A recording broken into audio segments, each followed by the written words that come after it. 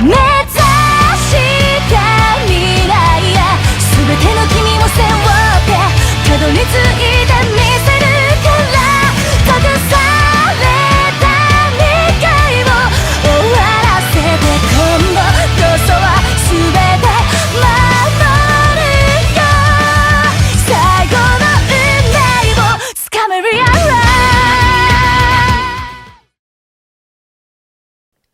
Hey guys, if you haven't already, give the video a like, subscribe to my channel. This is a what if series and I'll be doing more down the road. Plus Ultra! Hey guys, and welcome back to What If Naruto was Mitsuri's reincarnation. Now, I know, I've been away from the series for a while now, and I apologize for that. I set a like goal at 44 likes, and I never came through with that. So you've been waiting, and I looked through the comments, part 4. Don't think I don't read the comments. I read all y'all comments, because I always look for the good, and I look who to say the bad, and I try to see how do I improve with the good and the bad. My biggest thing is staying consistent. I know that much there. Anyway, but this series is back. Without much being said, just appreciate it being back. Because after this one come out, then part 5 is going to come out. And then part 6 is going to come out. Because I'm going to stretch it towards 6 parts. Just to keep the series going and see where I can take it. So without any further ado, let's get into the story of where we left off. Orochimaru launches at Sasuke, saying those eyes. Now remember when I told you how Orochimaru's neck was elongated and Sasuke and Sakura jumped back from that. But now we're going to do more jumping back further. So when Naruto went to do her business, she got attacked by a giant snake. And that happened, well, after she got jumped by the 2 thugs and managed to knock them out. She got attacked by a giant snake. Stop it, perverts. Anyway, so after that happened, Naruto does the Shadow Clone Jutsu and then bursts out of the snake. And then look around, and then she pouts because her whole outfit is damaged now. It's just all drenched with blood. But she just shakes it off. And then she worries about Sasuke and Sakura and wonders where they're at. Now she rushes off to just hearing scuffle or hearing an explosion nearby. So she goes over, she rushes towards the sound of fights. Now as she's rushing frantically, and she has a smile on her face, and she's telling, in her head, saying, "Don't worry, Sasuke and Sakura, I'm coming," which she's clenching onto her sword tightly. Now, back to Sasuke and Sakura. Now, both of them are fighting in unison. They're hitting Orochimaru with impressive attacks. Once Sakura does, water breathing, and Sasuke does thunder breathing, combining their attacks, both of their elemental style jutsus together, both of their elemental style breathings together, too. That spells a deadly attack for Orochimaru, and it's something that he's never seen before. It's something that he's never even tried before.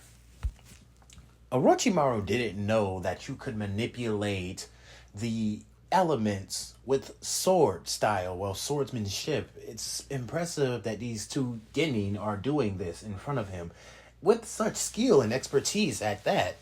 And he wonders who taught them this style of kenjutsu. How did they learn this? So as Sasuke and Sakura are battling against Orochimaru, Sakura does a first form water surface slash as she cuts off one of Orochimaru's arms. And Orochimaru is starting to get pissed by this. These kids are exceptional right now. They are prodigy amongst men. How are they this skilled? Jesus Christ. So Orochimaru is rushing at Sasuke and Sakura, and he starts to get serious, starts to get more ferocious while he battles them. And this is where Sasuke then does with thunder breathing and thunderclap and flash, and hits Orochimaru, basically hitting him in the midsection and just basically going through his body. Now, Sasuke would have thought that with this attack, he cut Orochimaru in half. Orochimaru couldn't have seen this attack coming, and from what Sasuke deduced, he noticed that Orochimaru is not familiar with their said techniques. So let me explain. So, when Orochimaru was starting to get ferocious in his attacks, Sasuke stood back and he breathed out. You could feel the electricity in Sasuke's breath as he just gets down in a stance. Now, Sasuke clutches his sword tightly, and he rushes directly at Orochimaru. Now his objective is to cut Orochimaru in half to get the battle over with fast, because he doesn't know who this guy is and doesn't know what he's capable of, so he's trying to basically dodge a threat or just eliminate a threat very precisely and just very quickly with speed. Sasuke cleaves Orochimaru in half with a thunderclap and flash, and he did it to 8-fold, literally. He was trying to be as fast as he could. Now Orochimaru got caught off guard with this attack, literally caught off guard. And he does the whole regurgitation thing, but this time Orochimaru then gets even more serious. And he starts to berate them with attacks. Literally, berate them with attacks. Now, Sasuke and Sakura are feeling these attacks, and they jump back. Sasuke's bleeding from the head, and so is Sakura. Both bleeding from the, spit out blood, and they're looking at Orochimaru, and Orochimaru just laughs at this, and he tells Sasuke that I will take your body by force if I have to. And Sasuke just smiles at him and says, you're a weirdo, you know that? So, with that, this is where Sakura starts to improvise, and she jumps up in the air, rushing towards Orochimaru. Third form, flowing dance, as she dances around Orochimaru, but Orochimaru pulls out his sword of Kisunagi and starts to cling blades with Sakura. And then Sakura does the fourth form, striking tide. And she starts to basically berate Orochimaru with so many short tights, like so many multiple sword strikes that she's delivering blows to Orochimaru's body, cutting him all over. And then Sasuke comes in and starts to basically dodge around and jump around and weave around Orochimaru's attacks too. With the both of them joining together with their sword, they're putting Orochimaru on the back foot. And I'm not just saying that lightly. I'm just saying that their skills and what they're doing right now is pushing them to a good and healthy level. And I'm going to say this right now to tell you that Sakura's growth was important, because I was doing that on purpose. I was trying to make her useful. If you could catch my drift, while I was doing the first and second and third one, you've seen more of Sasuke, you've seen more of Sakura. While in the third one, you felt as if Naruto really didn't do much, because she didn't. She stood back. It was more of Sasuke and Sakura's time to shine in that one, and boy did she. Now, with all that pushing herself, Sakura really did push herself, and she tried to basically get to a level to prove herself, and she still has that on her mind. So in this fight, whoever this is only pushing her even further enough in her mind that she awakens something that she had, and she awakens a Demon Slayer mark. Now it's going to be very different. It's not going to have those set rules in there. Once this said mark awakens, it's there forever. So Sakura awakens that, and boy, does she get the power boost. She starts blitzing Orochimaru in a water-like fashion, as her sword literally has water flowing around it. And she sends out these water slashes at Orochimaru. And then all of a sudden, she just starts going down through the forms. Each and every one of them. Sasuke stands back to see this. He's in awe of how Sakura is moving this fast. He's just standing back. He's just watching. And he doesn't want to get in the way of this, because he believes that Sakura has got this now, because all of a sudden she just kicked Orochimaru back from the fight and just left her hand up and said, "Wait there, Sasuke. I got this."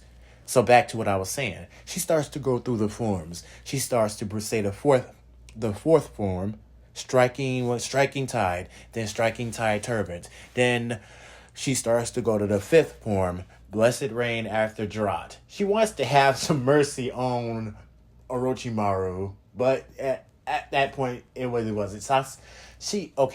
So with that one, I wanted to implement that one when I was writing the script. I wanted to come off as Sakura still had a heart. She still wanted to save Orochimaru or some kind of way, but at the same time, Orochimaru negated that, kicked her back, and then she said, well, that was worth nothing. Sasuke said, well, why did you try it? She said, I was just trying to try something. I got this. So she went back in and then started to use the sixth form, Whirlpool. Then, after that, Sakura just stopped. She really just stopped. And she breathed in. And she says, I didn't want to use this, not right now. But you gave me no choice. This is where she would start to breathe in. So Orochimaru says, I will have Sasuke's body. And Orochimaru is looking at Sakura now with anger. He wants to kill her now. He doesn't want this Genin to live. He wants to kill her now. Sakura could feel the malicious intent, but she gives her own malicious intent back, and her sword glows blue as water starts to flow around her sword. And Sakura looks at Orochimaru as her eyes change from their greenish color to a bluish color. And she looks at Orochimaru and she says, "Now, 10th form. Constant flux," as she rushes at Orochimaru and delivers. Now, this one can be coupled with the water style water dragon jutsu and her constant flux, because both taking the shape of a dragon. Now, this is where Sakura emits the water and it creates this two-headed serpent-like dragon. And she hits Orochimaru with continuous momentum swing attacks, hitting the man all over his body. Like, basically, he's getting damaged by a huge wave of power. Now, Orochimaru gets flung back and coughs up blood from this. And Sakura then breathes out heavily. That took a lot out of her. That was a huge attack. And she just get on one knee. But then she stands back up and says that I could keep going if this guy can keep going. But this is where Naruto comes up out of nowhere. And then Orochimaru is getting ready to use his summoning, but he just basically retreats. It's not worth it. The whole plan would fail if he gets this angry. And this girl managed to piss him off. So Naruto would come out of nowhere, jumping right in between Sasuke and Sakura. And she would tell the two, "Are you okay?" And they would say, "Yeah." But Sasuke would then come up to Sakura and he would say, "Wait, let me see your face." And the both of them would look, and then they would look at Naruto, and Naruto would just put her hand on her chin, and she would tell Sakura that, "Oh, you awakened it. Well, that's nice." And she would say, "What do you mean?" "You awakened your Demon Slayer mark." And she would say, "Demon Slayer mark, it's something that you awaken when you have a breath style. It seems that you were put through a very rapid or something very intense. I can only imagine what the two got, like, blah, blah, blah, Jesus Christ. I can only imagine what the two of you are fighting against. If it made you push out your Demon Slayer mark, then you must have been fighting against a really strong foe. Who was it?" And they say they don't know, but Sakura tells Naruto that he wanted Sasuke's body for some reason. And Sasuke he can't come to any conclusion of why he wanted his body, but it was just a weird scenario. So they don't too much dwell on it because they already got the Earth and Heaven Skull. Come on, you really think they don't got the Earth and Heaven Skull? Strong as this team is, come on. Now, as they go back, they go to the tower and basically avoid any other troubles. Orochimaru does send his whole sound team at them. Well, the whole sound trio to kill Sasuke's. Well, they come after them at their own volition. You can remind me in the comments. I think, did they come to retrieve Sasuke or did they come to kill Sasuke to prove their worth to Orochimaru? Because whichever one it is, it seems like it's just two different stories that's leading up to one. Now, I'm not even going to go into detail with how bad they get clapped. So let's just go to the tower and for the preliminaries. Now, in the preliminaries, this is the same as in canon. Kiba is going to go against Naruto, Sasuke is going to go against Yoroi, and Sakura is going to go against Ino. So let's go down the path of the main canon fights. Sasuke versus Yoroi is a complete body. I mean, of course, Sasuke has to get past Yoroi's whole chakra stealing abilities, but Sasuke, with his breathing style and speed, blitzes Yoroi so fast and just instantly, like, his taijutsu skills at this point, with everything else, coupled with how much, like, strenuous battles that he just had, back and forth, yeah, he got experience and just basically beats the shit out of Yoroi. And even comes up with a new jutsu for himself, but that he doesn't reveal yet. Only he just got inspired from the battle. Yeah. So, Sakura versus Ino. Sakura is not going to use her sword in this battle, just like Sasuke didn't use his sword in versus Yoroi. I mean, he wanted to, but he wanted to see something else about his skill. Just test out what else he's capable of and give himself a handicap, if that's necessary. So, Sakura versus Ino.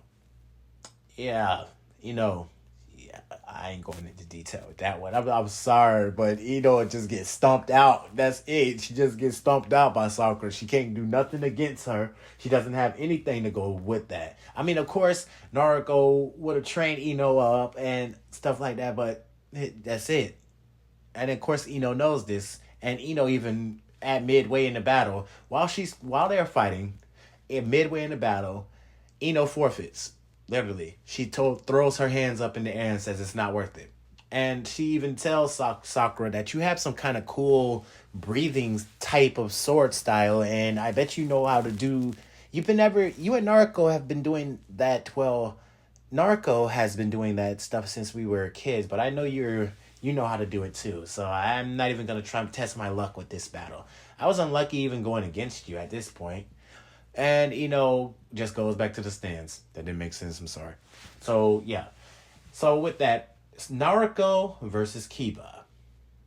Now, Naruto walks up, and she's excited. She really wants to fight Kiba. And Kiba notes that Naruto is one strong Konoichi, literally. She is really strong. She's not weak, and pretty much was at top of the class, too. So, he has to be on his P's and Q's when he's fighting her.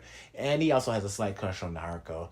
And Naruto tells Kiba that she loves strong men, which she does. She likes to see someone strong, because she's herself strong, so she admires the strong. So with that, Kiba and Naruto gets into their battle. And Kiba pulls out the whole wolf fang over fang, and so having Akamaru telling what transform into his whole beast mimicry form, and they both do a fang over fang. Naruto is dodging this easily, each and every one of them. It's a one trick pony, as that's what you can put it.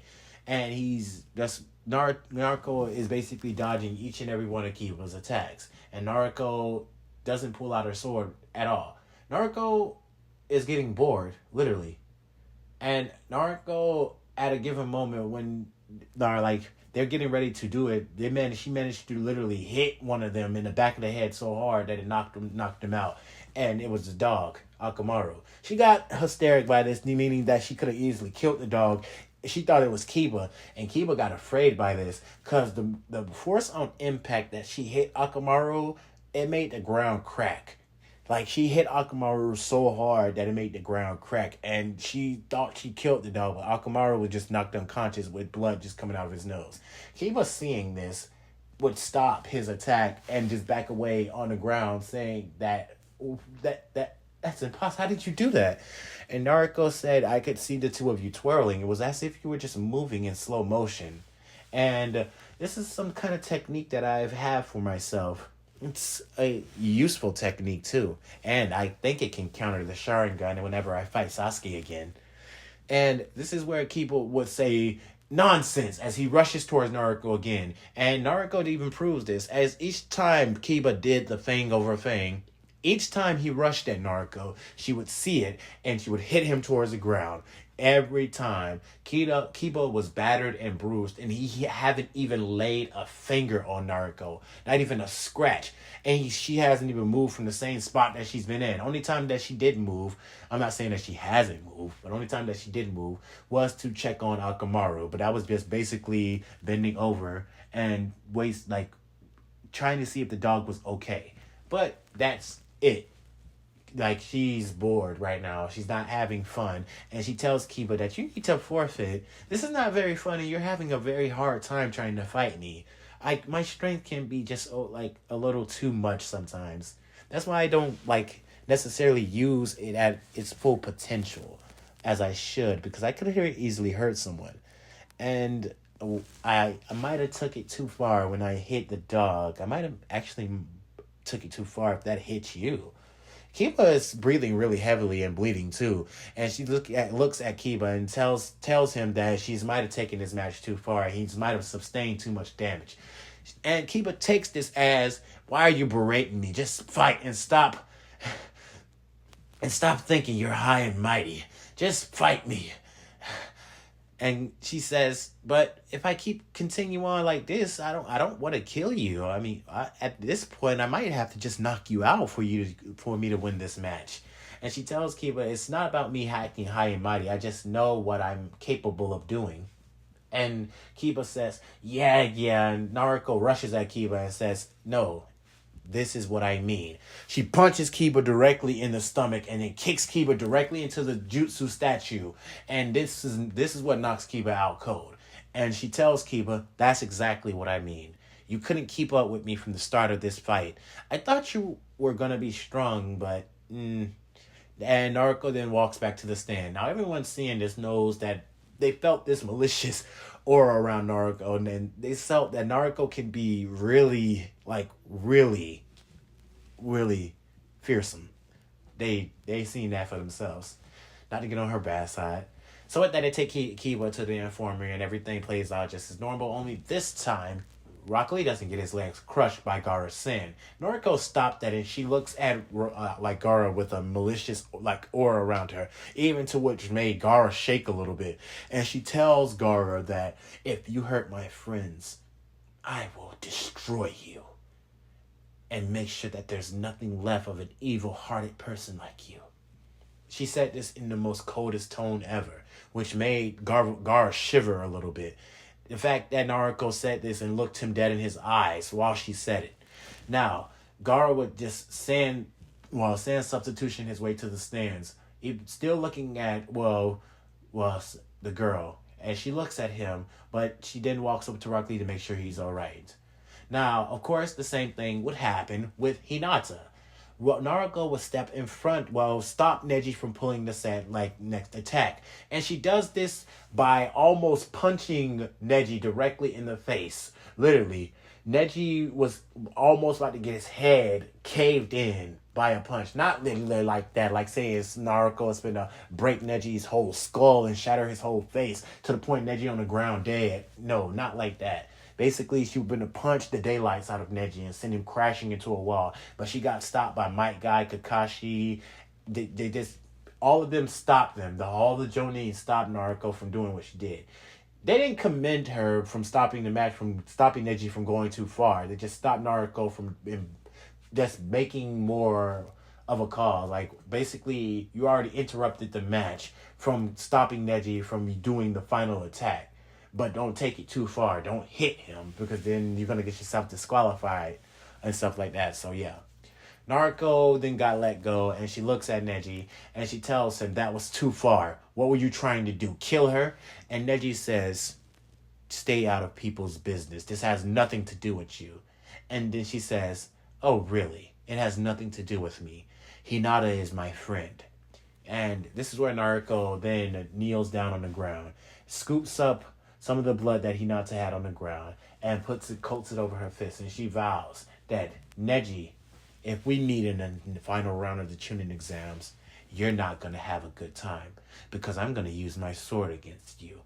Have you not noticed I haven't used my sword one time in this fight?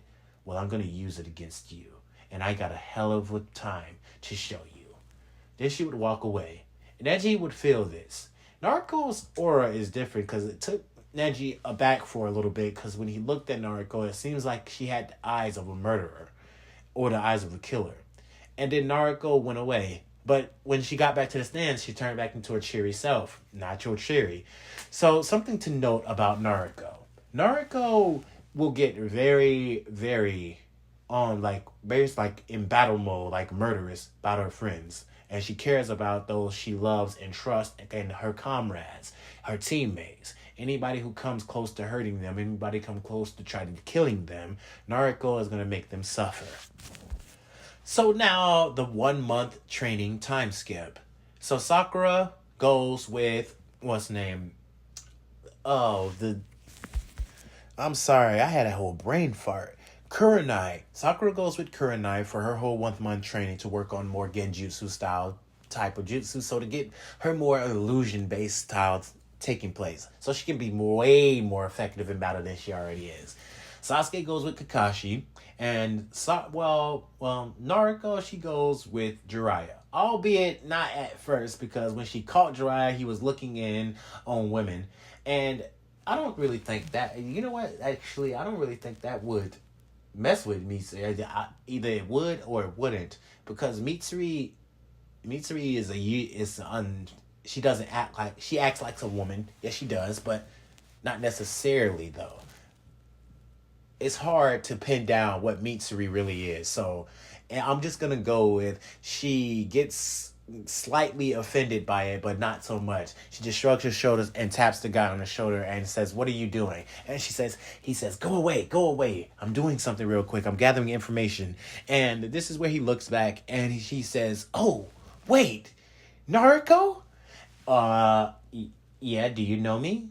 And he just rushes towards her and he says, "Yes, I know you." And they go somewhere to talk for a little bit and catch up. And Naruto learns a lot from Jiraiya and everything. And she's happy about it.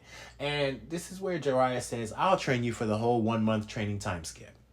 Now, Naruto talks to Kurama from time to time. Now, Kurama in this one is going to be the yin half of Kurama. If I ever said anything in the last parts, I blotched that a long time ago. In the part 1, 2, or 3, Kurama is a yin half. He's the good soul. He's the better one. If I did say it, then kudos to me. But if I didn't say it, I'm retconning that evil one because I don't want to have no trials and tribulations. So, yeah. So, she learns how to get a candle on Kurama's chakra. Not saying that she's mastered the chakra and anything like that on that level. No, she just managed to talk to Kurama from time to time. And yes, they're friendly with each other. Very friendly with each other. Not that kind of friendly, but friendly with each other. So, once we get to the whole training, of course, we'll learn the Toe Jutsu. Now, this is where prodigyness comes in hand. Naruto learns that Toe Jutsu and masters it.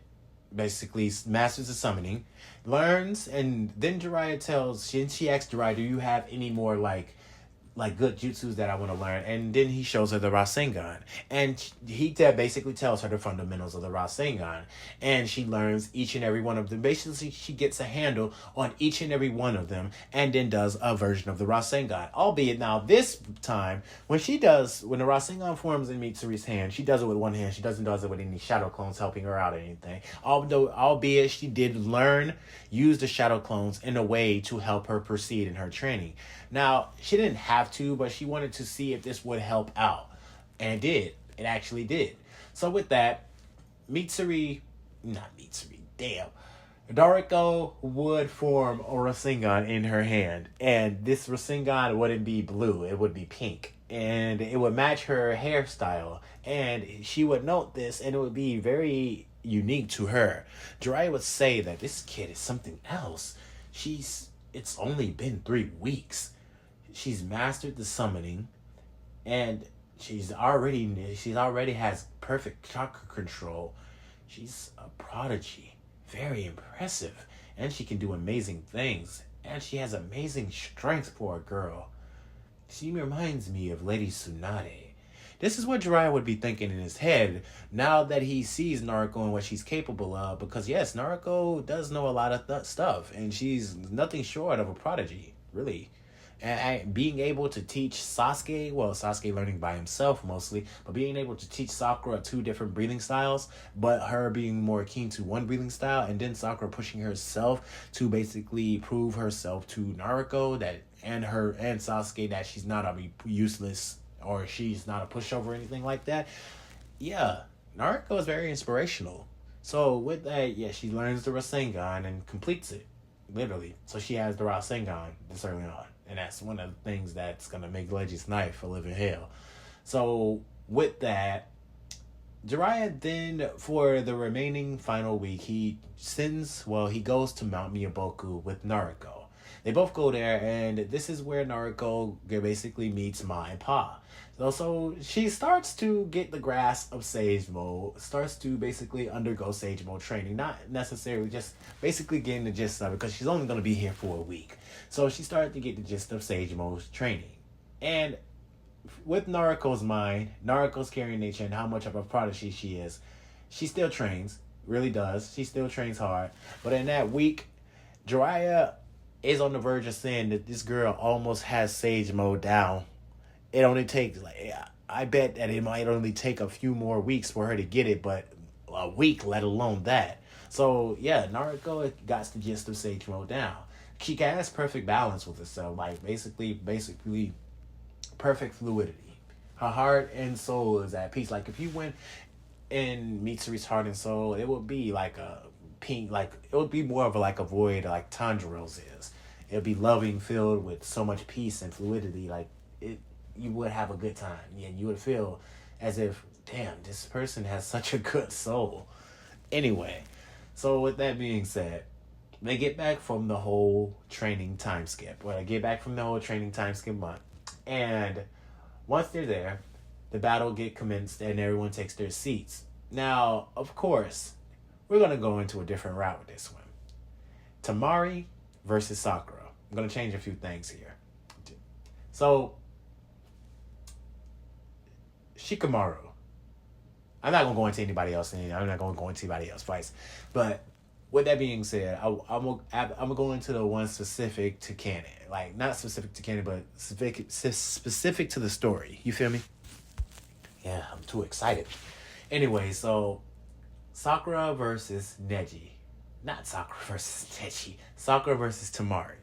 So, Sakura to walk onto the field. As she dusts off her shoes and basically looks around and taking the scenery. Now, she's been training very intensely this past month, and her training is going to be proved here. Now, since Temari is pulling out her fan, Sakura then pulls out her sword. And this is where Sakura then says, hey, you might want to be prepared for yourself because this match is going to push you. It's going to push you heavily. You're going to have to be on your toes because I'm not no ordinary threat. Temari looks at her and says, ha! You couldn't even lay a scratch on me, let alone a cut. You couldn't even do anything to me. I'm going to wipe the floor with you before this match even starts. As Temari flexes her fan. And this is where Sakura would just say, very well, I tried to tell you. So Sakura would then breathe out.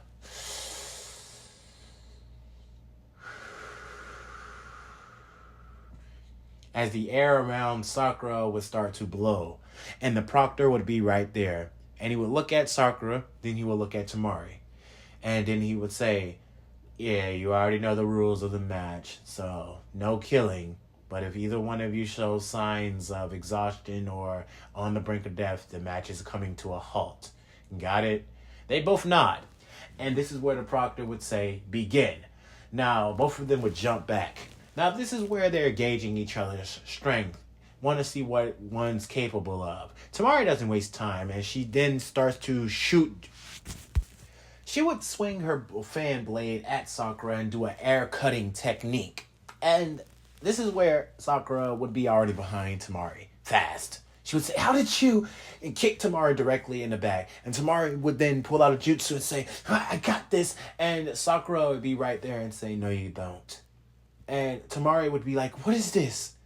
Now I can give a very visual effect of this attack. This is something I've been trying to practice for a while. You can't move, can you? You've already been caught. This is my 11th form. Water breathing. Dead calm. And Temari would then feel as if she just got attacked multiple times all over the body. Each and every time. By a fist, punch to the stomach, punch to the ribs, punch to the face. Everything just happened multiple times. Or did she get punched? No. These were sword slashes. And Temari would then hit the ground. And she would turn her head saying, as she coughs up blood. And Sakura would say, I didn't kill her, but you probably want to take her to the infirmary. Now, the proctor would call the match and Sakura would win. But Temari wouldn't feel as if she lost. She wouldn't feel anger towards losing. It would be more as, what was that? That was unique. That was very unique. In her speed. Wow. Does this attack, is it even worth it? Now she fades out of consciousness. Kankuro goes to check on Temari to see if she's okay. Then Sakura then clenches her fist, saying that she's one step away from becoming a Chunin. Now, Naruto versus Neji. And this is where Neji is looking at Naruto, and Naruto is looking at Neji. And the both of them are eyeing each other. And you can feel the air stretching towards them, flowing around them. Naruto does not look happy while looking at Neji. She just looks angry. And this look that Naruto is giving Neji, and she tells him, "Prepare yourself, Neji, for I'm going to destroy you in this match." And this is where Naruto pulls out her sword, and she says, "You better try your hardest to fight me, because you might just die in this match." The proctor tells Naruto, "Remember, no killing." And Naruto just says, "Don't worry, I won't kill him. Not yet." And the proctor looks at Naruto and says, "No killing." And he didn't ask for Naruto's sword. And she says, "Really?" And he says, "No, I don't trust you. Give me your sword." And she says, "My sword doesn't leave me." And he says, "Drop the sword, Naruto, or you get forfeited from the match." And this is where Naruto says, "Fine." She throws the sword away. And she tells, basically Neji, that she won't need to use a sword. That her skills will come into great flexibility and great precision as she kicks Neji out with her bare hands. And this is when Neji looks at Naruto and tells her, "Bring it on. Destiny has already provided me that I am going to win this match." And Naruto and Neji, as the fight begins, this is where I'm going to end the battle at. Oh, cliffhanger. Yeah, get destroyed. Anyway, I just want to test the waters with this because I know I've been away for a while with that one. And I want to test the waters with it. So at this point, I'm not going to set a light goal. Whatever y'all give me as much as I deserve for this video, I will release part 5. And once I release part 5, I will then see where I can then end the series off. Like what part I can end the series off, because I'm not going to have this go too far. I'm going to have this go for a short amount of time and then finish up on some other old stuff that I got and get that a lot and get them out the way and everything. So yeah. Without any further ado, thank you guys for loving this series as much as you do, and I appreciate y'all wanting a part 4 so bad, so here it is. Thank you, and plus ultra. Good night.